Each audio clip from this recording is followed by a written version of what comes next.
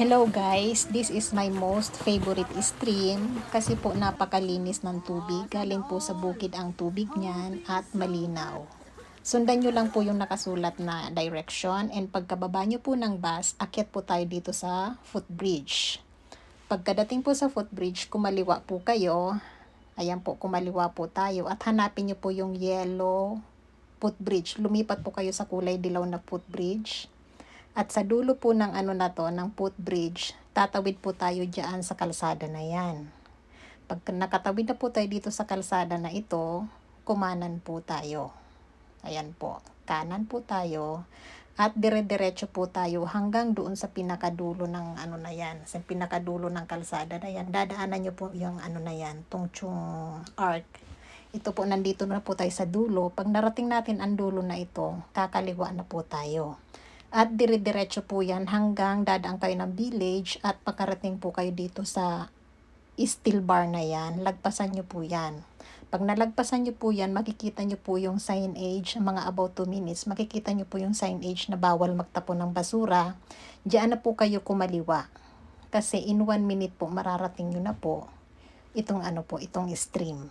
So, dito na po mag-uumpisa ang ating adventure.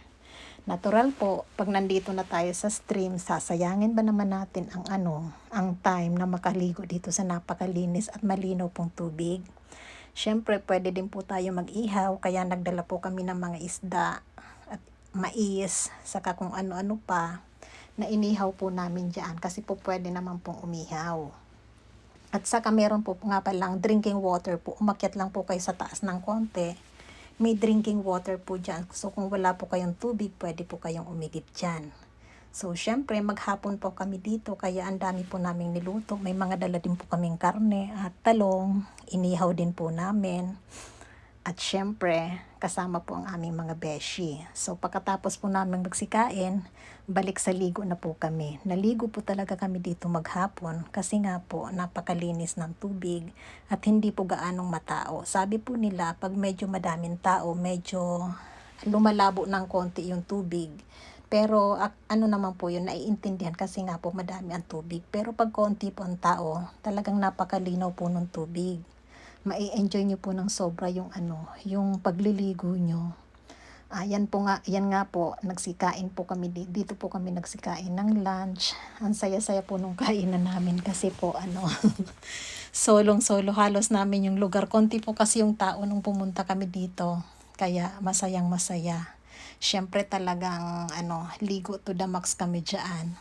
And syempre pa, meron naman po pala dyang bihisan lang, pero wala pong CR. Kasi nga po, po yan, stream. Wala pong CR, pero meron pong bihisan. Meron po silang ginawa na improvise na bihisan.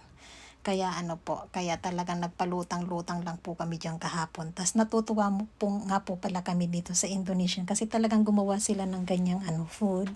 Nag-decorate sila talagang nila. I-display diyan tapos hinayaan kaming mag-picture. Ayan po yung paligid, napakalinis po niya. Kaya pag uwi po namin, dala-dala din po namin yung mga basura namin kasi malinis po yung lugar. Thank you.